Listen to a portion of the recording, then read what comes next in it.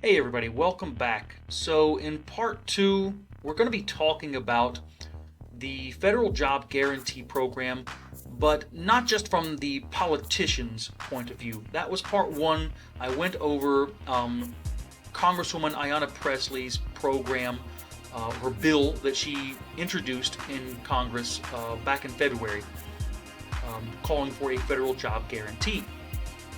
But today, I'm going to be taking a look at some of the arguments that professional economists have argued for job guarantee programs. You may not like it, but hey, I would feel remiss if I did not present both sides of the argument. I do not agree with a federal job guarantee program, okay? But I don't want to just give you my opinions all the time. I want to show you the other side of the argument, and you can make up your own mind. All right? It's that simple. So don't get mad at me. Look, I'm just presenting you both sides of the argument so you know what the other side is thinking, and you can come to your own conclusions. I feel that's kind of how life is supposed to be. So, without further ado, sit back, relax, and enjoy.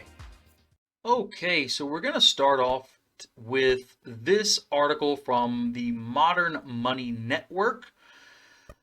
They claim to be promoting public understanding of money and finance through education, discussion, and scholarship. You have to kind of wonder how good of a job they're doing when they promote things like a job guarantee program. So let's talk about this real quick. It's a fairly short article, so we can go over this one pretty quickly. So they say the definition: a government job guarantee is a proposed program where the government would provide a job with a basic wage and benefits package to anyone willing and ready to work. All right, sounds nice from that sentence. Let's see what else they have to say. The job guarantee is one component of an overall program to stabilize an economy. The job guarantee is financially feasible when a sovereign government's currency uses a floating exchange rate.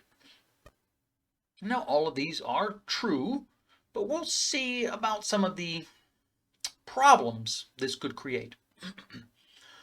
The job guarantee provides a floor for wages and benefits, creating a buffer stock of labor. The program is intended to, quote, hire off the bottom. In other words, those with less qualifications or skills. A job guarantee program hires people who otherwise cannot find employment. In other words, illegal immigrants who cannot legally find employment. I imagine that would be some of the first people hired in any kind of a job guarantee in the United States. People with less qualifications and skills, hiring off the bottom, people who cannot otherwise find employment. That sounds to me like the however many million or millions of illegal immigrants that are in the United States right now. Just saying, that's the first thing that pops into my mind. Prove me wrong. Once implemented, a job guarantee would be a permanent program operating during good times and recessions alike. Now that's the problem, or that's the big issue that I have a problem with. I'll be honest. The basic premise of a job guarantee, I'm not completely in disagreement with. There are certain aspects I kind of think like, okay, that might work. It sounds nice. If it's like a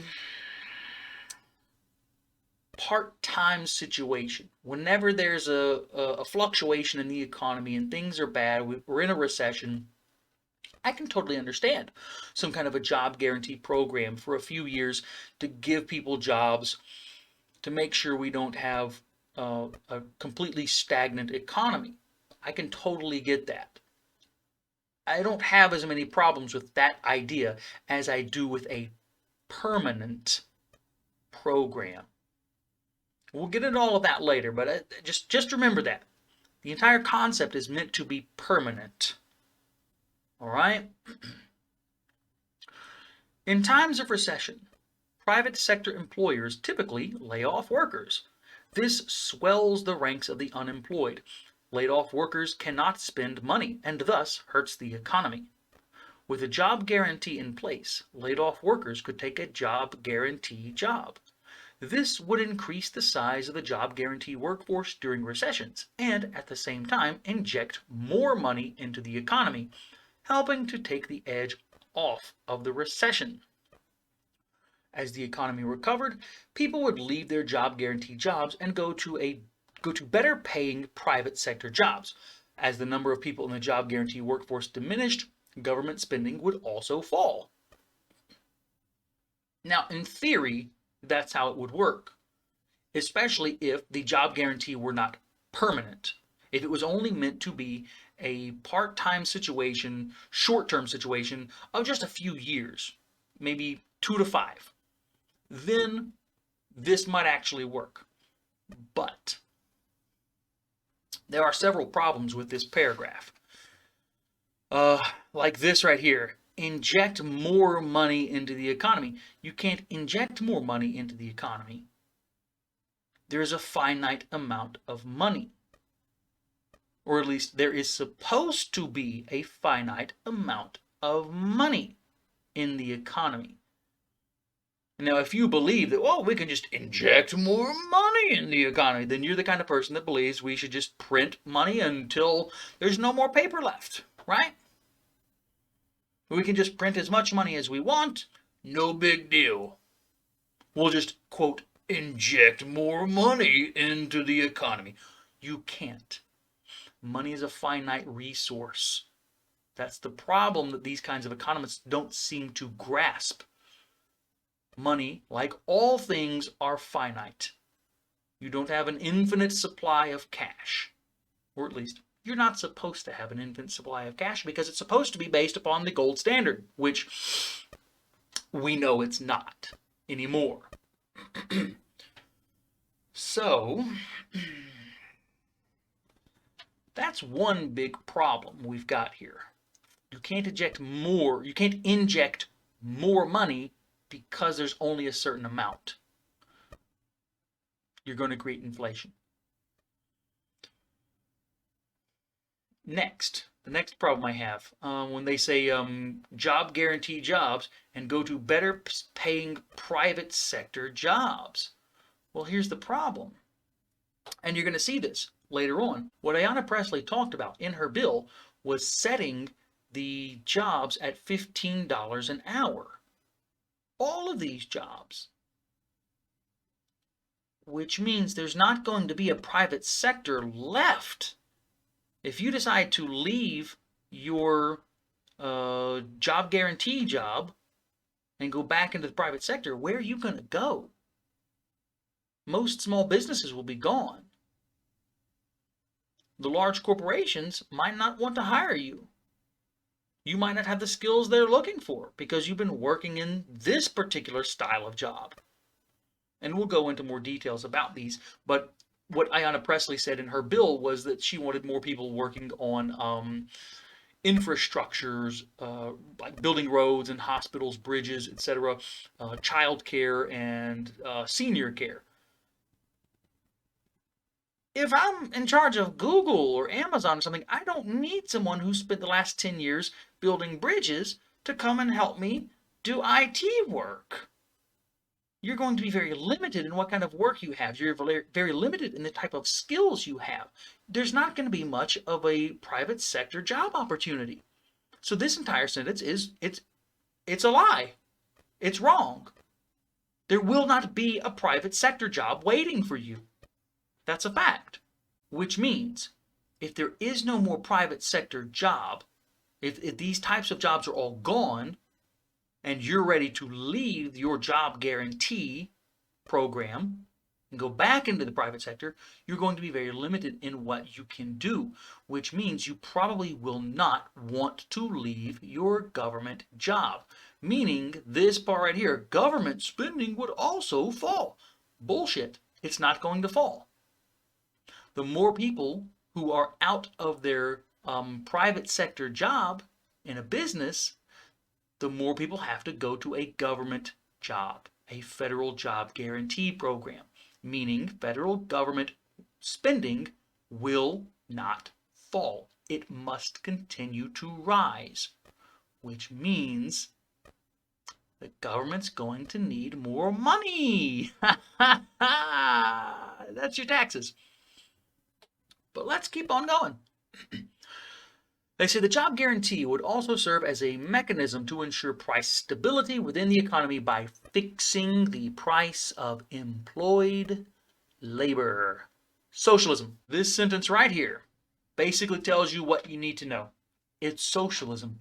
When the government steps in to fix prices, you are on the first step to the long, dark road of socialism. Price fixing. Or I guess maybe not socialism. It could be fascism. They did the same thing. They loved fixing prices also. Yay! When you fix the price of labor, meaning you fix the salary or you fix the hourly wage of an employer, of an employee, you are guaranteeing that prices of goods, services, products, etc., they will all go up accordingly. It's a guarantee.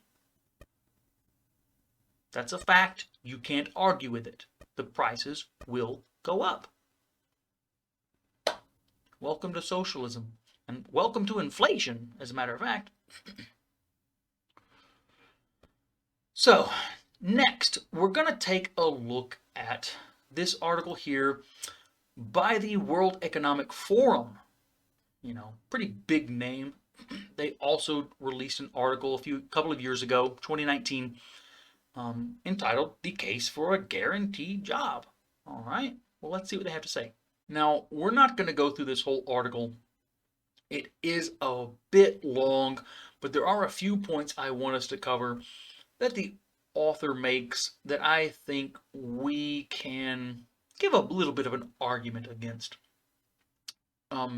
And just to let you know, the link for these two articles are in the description. You can check it out. So right here is the first thing I want us to take a look at here. It says, in the United States, in December 2017, 6.6 million people were deemed to be officially unemployed. It's not bad considering where we were in 2007, 2008, 2009. Not a bad recovery. 4.9 million were working part-time but wanted full-time work. That's normal.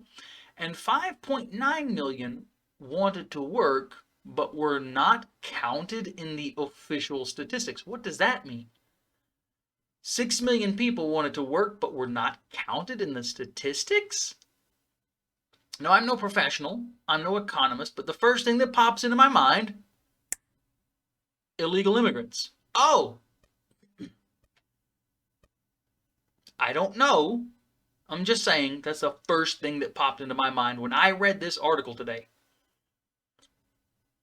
6 million illegal immigrants looking for work, but they cannot be counted in the official statistics. Oh, okay.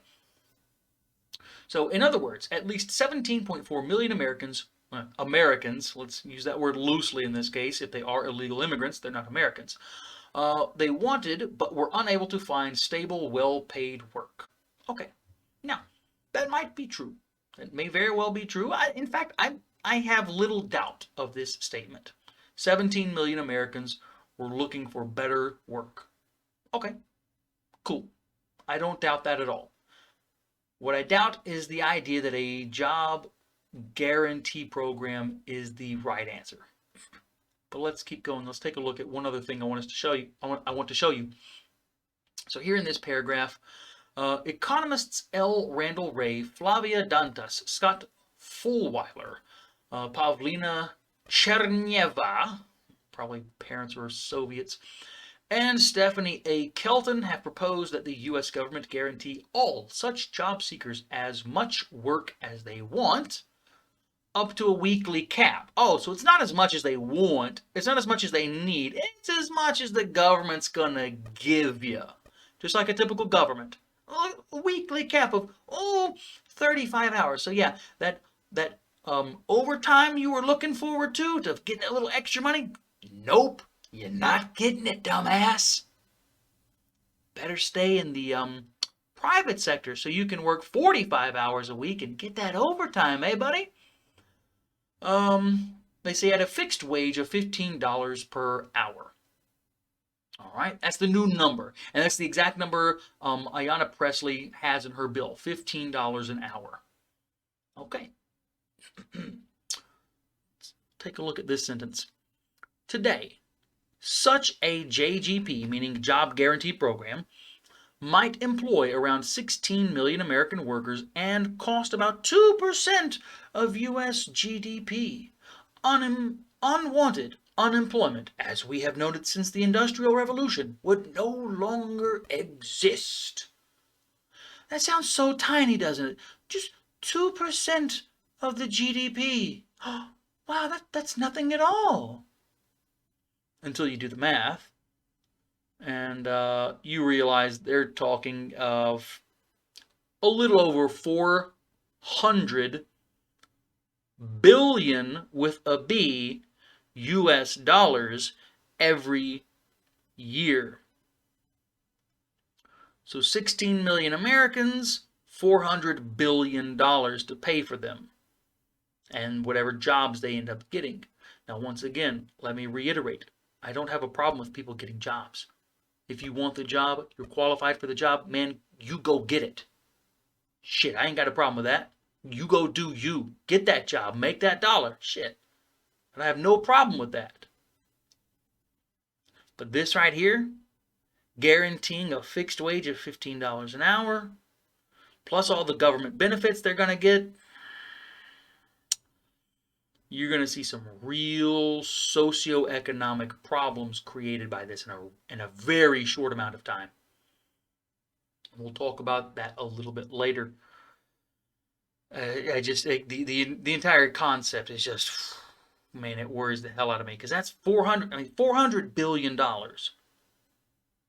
Where does that money magically come from? You've got three options basically.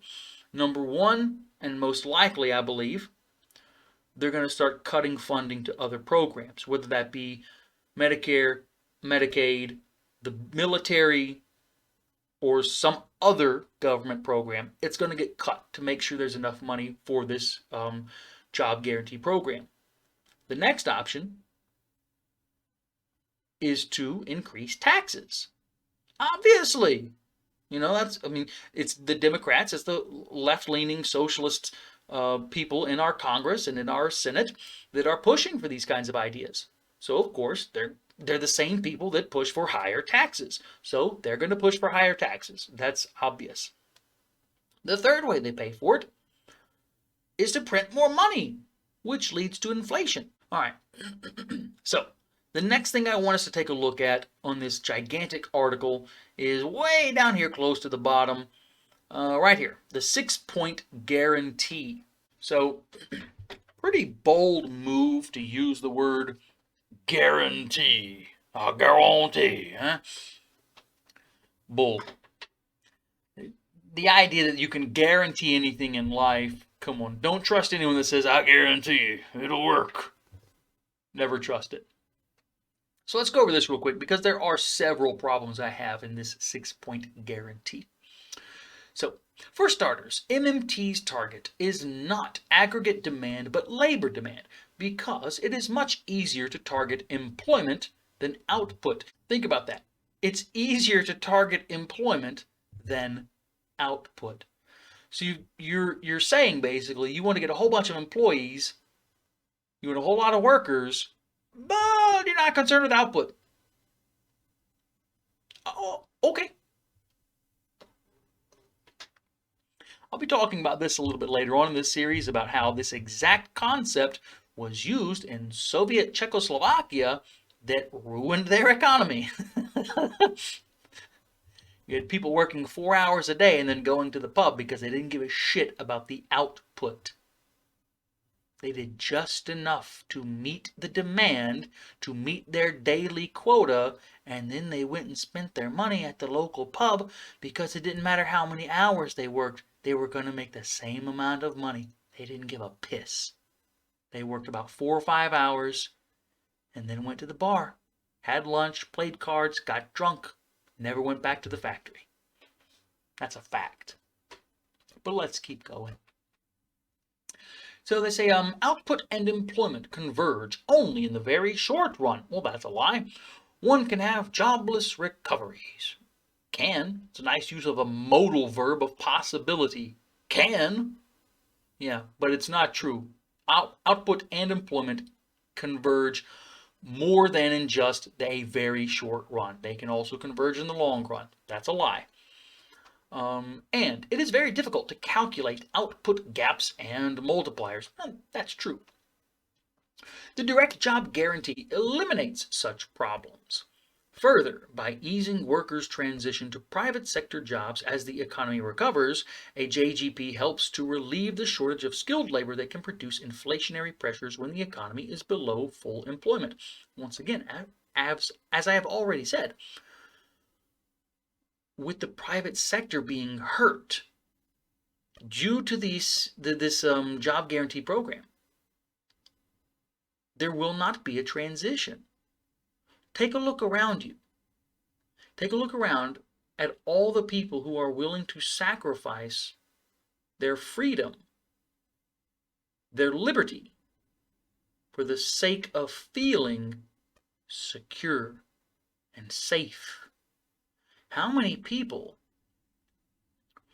who have been, working in their job guarantee program for 10, 15 years, living the American dream, they've been working at their $15 an hour wage job for 10 years or so, married, got the house, white picket fence, 2 kids, typical American dream, old school Americana.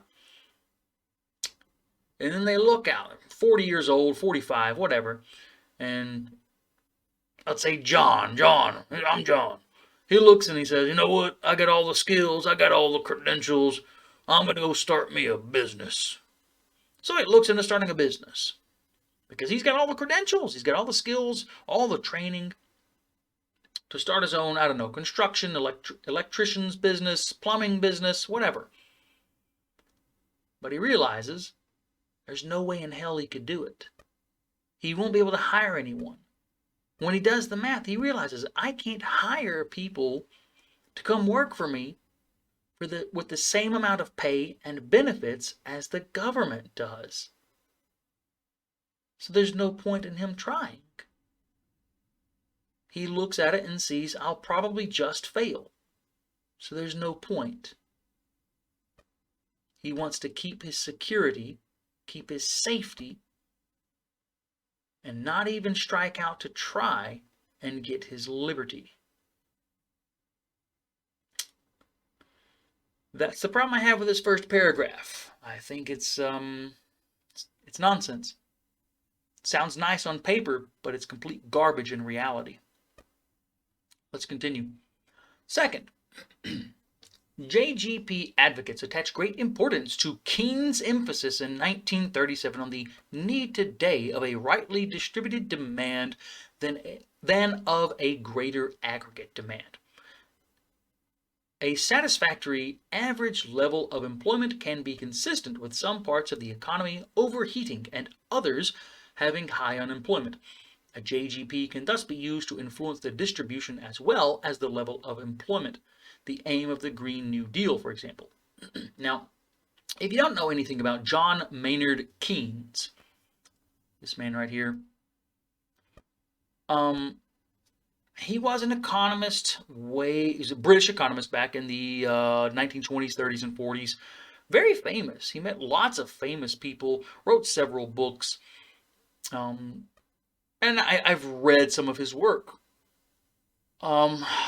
And once again, just like most leftist concepts, his ideas on the economy sound interesting on paper, but when you think about the implications and the long-term results, you realize Keynes was a psychopath.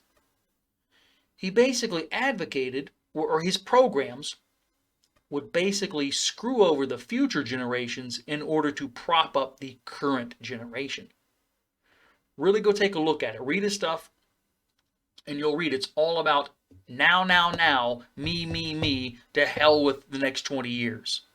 I won't be alive anyway, so why should I give a shit? That's what a lot of his work basically boils down to. A lot of the programs he advocated for would prop up the modern day working class, but the programs created would totally destroy the next couple of generations. And the idea is you keep doing this over and over. When the next generation is old enough and they're in politics and they're in power, they continue this cycle. They screw over the next generation in order to keep their generation safe and employed, until eventually you end up with some massive revolution and millions of dead bodies, is basically what would end up happening. I mean, just look at the Soviet Revolution in 1917. Millions of dead bodies. All for the sake of socialism. Anyways, let's move on. Third, and consistent with this, JGP advocates say that their programs, while federally funded, would be administered locally by various entities, including municipal governments, NGOs, and social enterprises, which would seek to create employment opportunities where they are most needed, matching unfulfilled local needs with unemployed or underemployed people. To ensure that projects can be rolled out on demand, job banks and job centers would maintain inventories of communal needs under three main headings: care for the environment, care for the community, and care for people. Addressing looming environmental threats, for example, could generate millions of public service jobs for years to come. All right. Now, basically, I don't really have a problem with this. What I do have a problem with, though, is number one, I worked in the military. I've done my own government jobs. I know how bureaucracy works. I know what it's like to sit and wait to be told what to do next. If you've ever heard the expression "hurry up and wait," you know exactly what I'm talking about. You're about to see a whole lot of hurry up and wait. Get to where I tell you to go, sit down, shut up. That's what you're going to get. Because it's all going to be so bureaucratic, there's going to be so much red tape to get anything done that, in actuality, not much will get done. And besides, we already have programs for these things. Care for the environment, care for the community, care for people. We literally already have programs to do these exact three things. So if there are people who are so concerned with working for this kind of stuff, why don't they just go and get a job at, like, I don't know, your local EPA, wildlife management, YMCA? No? You don't want to work for those places. Oh, well, that's too bad. Because once the federal job guarantee program is created, you won't have much choice anymore. You're going to work where they tell you to work, or you're going to be homeless. Good luck. Fourth, the public sector job pool would be a buffer stock of labor that could expand and contract automatically with the business cycle, thus eliminating discretionary fiscal policy.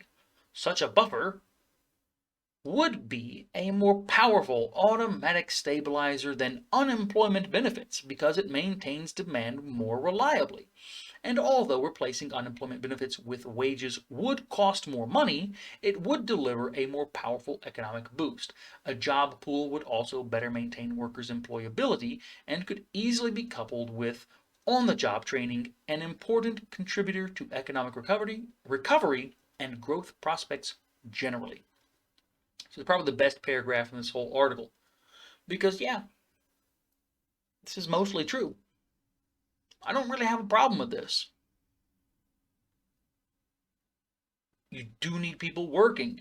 When there's a recession, you need to put people to work to make sure they're not going homeless, to make sure they're not starving to death in the streets, to make sure their kids aren't starving to death, you know? I've got no problem with that.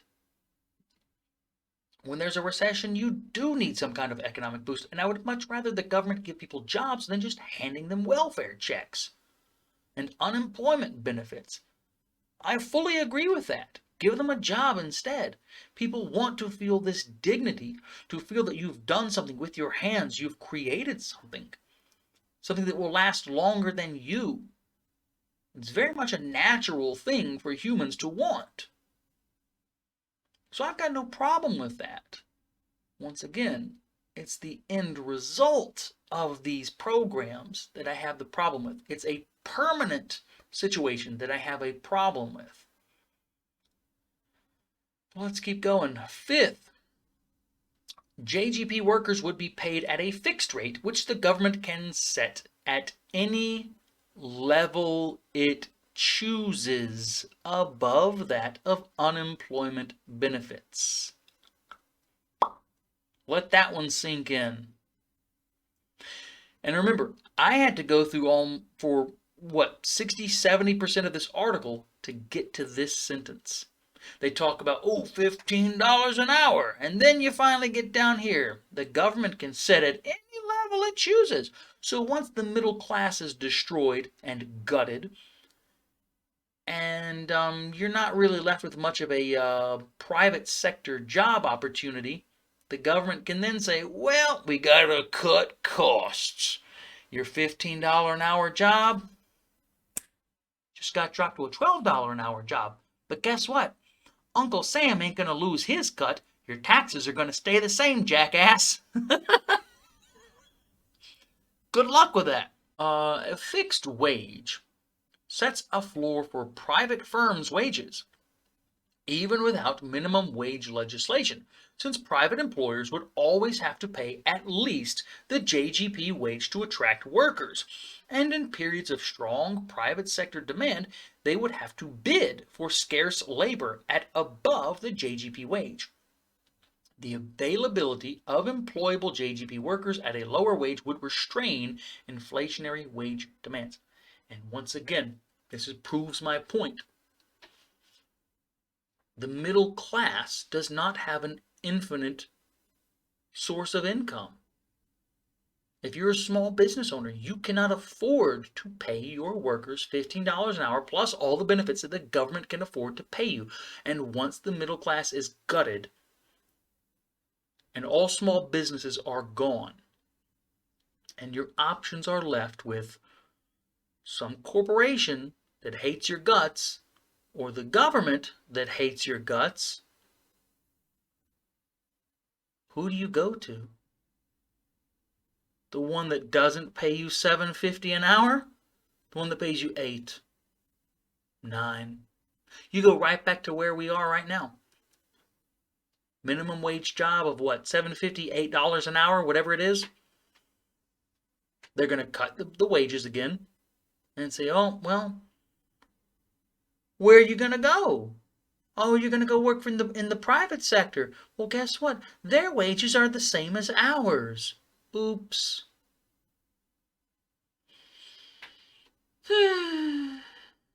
Tough shit. That's what's going to happen. Once again, like I said, I don't have a problem with the government giving people jobs when they need them. I have a problem with the end result. And so finally, MMT provides monetary backing for the proposed fiscal policy. The basic idea is that because sovereign governments typically have a monopoly over the issuance of their own currency, they can issue money whenever they want and thus never face the threat of bankruptcy. Well, maybe they should. Maybe that's the problem. They can just keep printing money and never have to be answerable to the people. We, the people, never hold them to account. So they just print more money, raise the taxes, borrow more money from China. Who gives a shit? Nah, I'll be dead in 20 years anyways. I don't care. This is Keynesian economics. You're literally living in Keynesian economics under the Democrat Party. There you go. So, last part of this paragraph, quote, in reality then, the size of the deficit is irrelevant, end quote. So, yeah, we owe $30 trillion to China. Who cares? I don't have to pay for it. I'll be dead before I have to pay for it. Great. Your kids will have to pay for it. Your grandkids will have to pay for it. So who cares? Who cares? It's irrelevant. It's irrelevant to them. It might not be irrelevant to you, and I hope it's not irrelevant to you. When you owe money to your bank and you don't pay them, they take your shit. When the American government owes money to people, what do? Nothing. So then I guess to them, the deficit is irrelevant. Maybe it's time something is done about that, eh? So it says, for monetary sovereigns, the idea they would use the word sovereign unironically here is kind of telling, isn't it? The composition of government liabilities is of no importance. The king doesn't give a shit, right? It doesn't matter whether the central bank is, quote, printing money, or the treasury is printing bonds, because the central bank will always ensure the right amount of money to support its targeted interest rate. You get it right here. It's not about you. It's not about paying anything back. They don't care about that. It's all about getting that dollar and making sure enough is printed to keep everyone, quote, happy. Keep you all quiet and shutting up. That's what it's all about. Right there. This is someone arguing for a job guarantee program. Remember that. This person, the person who wrote this article, is arguing for a job guarantee program and uses this as their argument. They are unabashedly socialist. When you think that economic spending is just willy-nilly, spend what I want, borrow what I want, who cares? I'm the monopoly man. Do not pass go, do not collect $200, right? If that's the way you look at money and economics, you got some serious problems. You don't understand shit. You should probably ask for a refund from whatever university you went to study economics. Just saying, they failed you. Okay? This is garbage. This is nonsense. It does not work. It just puts an entire society into a downward spiral economically. If I'm serious, I know I've said this before, but if you want an idea of what this kind of shit does to your society, go read up on the Weimar Republic. Just do it. Germany, after World War I, before the NSDAP took over. Always remember this. The National Socialist German Workers' Party was voted in a 33 or 34% majority, if I remember correctly, in multiple elections in the early 1930s. The country and its republic was so screwed up, its currency was so worthless, that 33% of the German population voted for a fucking psycho. Let that sink in.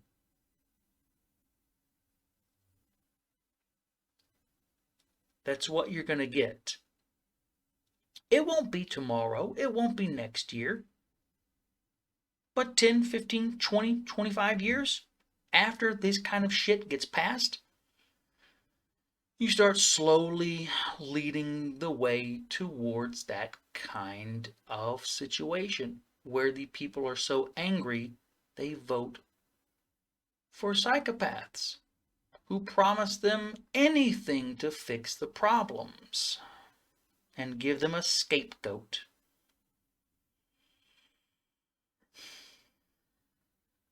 I don't trust socialists. I don't trust fascists. I don't trust communists. They're all trying to lie to you. They're all trying to trick you. Do not believe their snake oil. Okay? All right. I think that pretty much covers everything we really need to know right now. Links to those articles are in the description if you want to read them for yourself. Like I said, the one article, it's really just too long to go over in its entirety. Like I said before, I'm not a fan of this stuff. I'm not advocating for any kind of job guarantee program. There are some things I like about the concept, but I think the end result is worse than what we've got, to be quite honest. Now, in the next episode of this series, I will be going over some of the arguments against job guarantee programs, not just my own personal arguments and what I feel. I'm no economist. I've done my own reading and studying, of course, but I don't get paid for this kind of stuff. I'm not a professional. So what I'm going to be doing in the next episode, I've already collected several articles of people, professionals, economists, who are completely against a job guarantee program. We'll be going over that in the next episode, so stay tuned. It's going to be a really good episode. If you're like me and you're against this kind of stuff, you're going to really like the next episode, all right? So, until next time, I remain the Neo-Bohemian.